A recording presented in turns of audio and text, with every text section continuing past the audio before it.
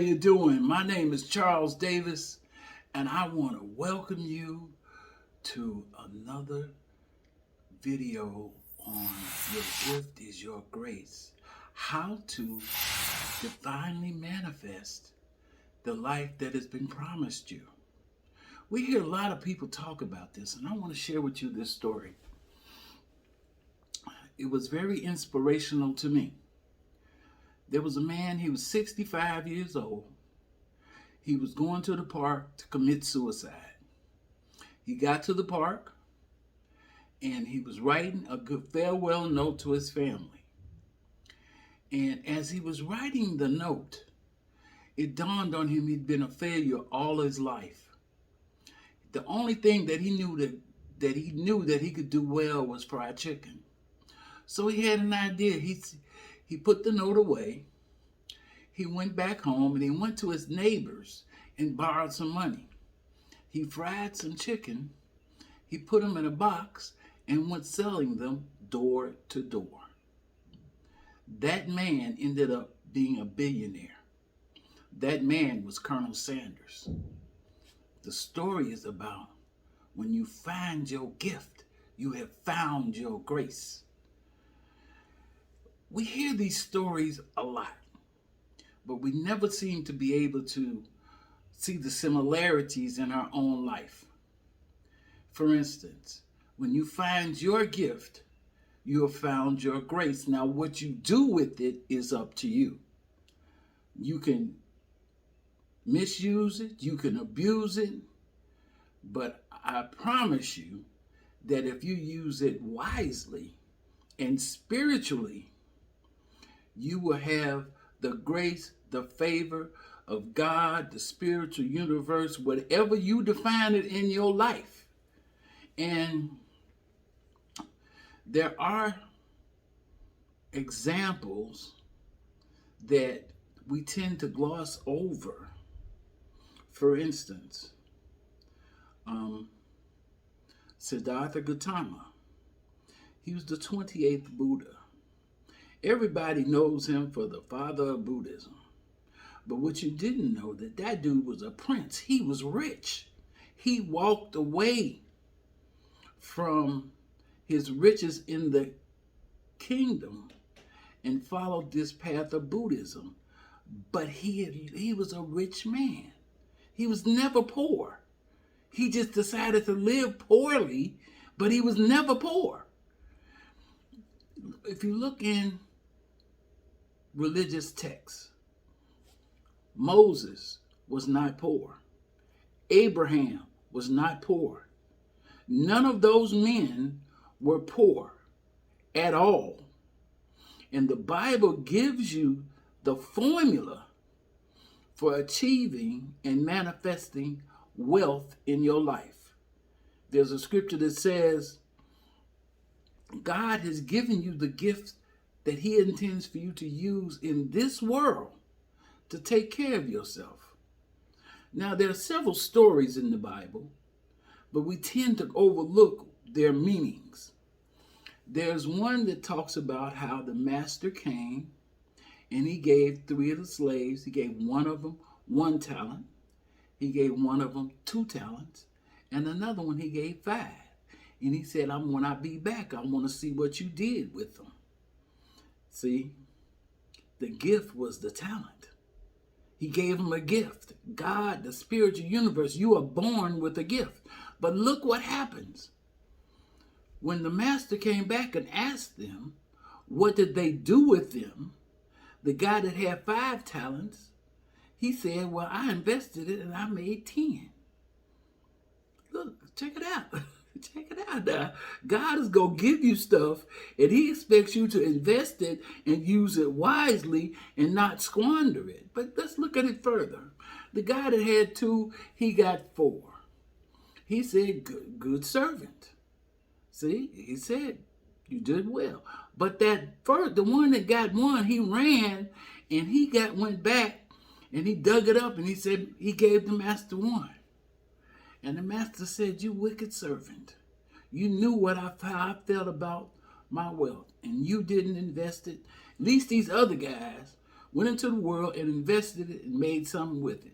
I'm going to take that back from you and I'm going to give it to one of them. But not only am I going to take that, I'm going to take whatever else gifts I have given you. I'm going to take them too, because you're not worthy of them. See, we tend to gloss over that little piece right there, that the universe or God has given you certain talents, gifts, riches, whatever you want to call them. They're yours. But what do you do with them? Do you use them in a spiritual way, or do you use them in an earthly way? Here's another example. There's a story about the parable of the sower. That is a millionaire formula. Listen to what it says. It says that the sower will sow seeds. He will sow them on the ground, and some ground it is hard and it will not take root. Some other seeds you will sow it in the world and they will take root. But the cares of the world will come up and rip them up. Just like right now.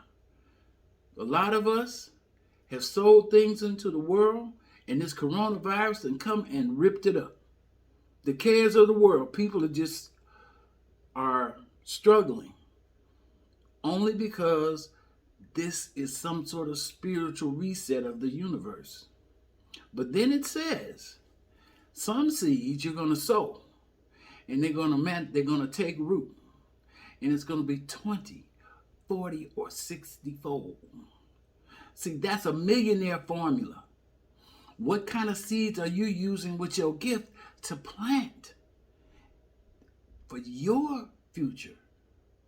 See, another part of this is we tend to get caught up on giving and keeping and holding on to stuff, all right? You'll hear such phrases as God can't put nothing in a closed fist. That is absolutely true. See, because in order for God to give you something, he's got to take something away. See, your cup will get so full that it'll start to run over. Your cup will runneth over. You're intended to give out of the saucer, but not the cup. See, once the cup is for you, when your cup runneth over, that's for you to give and to plant seeds in the world. For whatever gift you have, which is up to you to find and use. Because, we have been told that love makes the world go round. We've heard this all the time. Love makes the world go round. And that is absolutely true. Because when you're doing something from what you love, not because of the money, the property, or the prestige, because you love it from your heart, and you give it from your heart, that is giving from love, and the universe must respond to that love because you're acting from love. And there's a lot of spiritual practices say God is love. So God must honor your giving from love because that's the way the universe works. If you look at really famous people, Oprah Winfrey, Denzel Washington, Steve Harvey, they didn't go at this for money. They're doing it from the fact that they love what they do. They were doing it long before they ever got any success for it. They didn't come in there with their hand out. They came in there just to do what they were really good at and what they love to do and let the chips fall where they may. Now I'm going to ask you, what is your gift? Look, when we were growing up as children, we had a dream.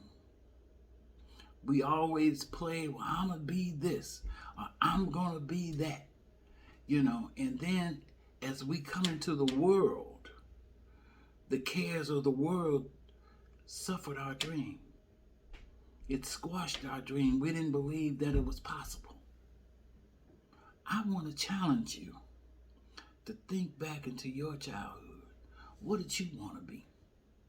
For me, when I first saw this movie called The Forbin Project, it was about computers. I said I would love to program computers. The next thing I saw was Star Trek. And when I saw Spock messing with them computers and Captain Kirk on the bridge, I said, that's what I want to do.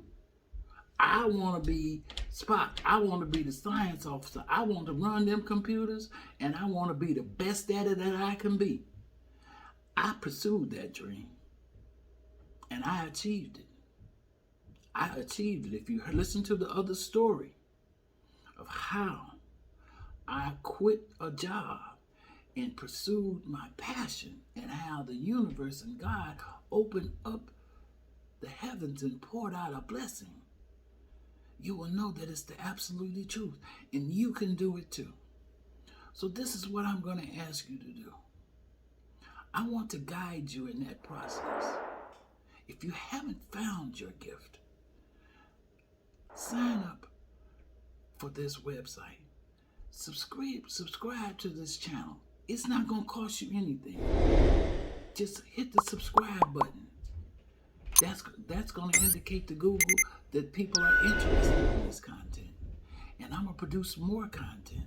I'm going to produce guides that's going to guide you through the process of how you can find your gift and live in your grace and divine a life that you can manifest that is so big, so magnanimous, that it's going to bring you to tears.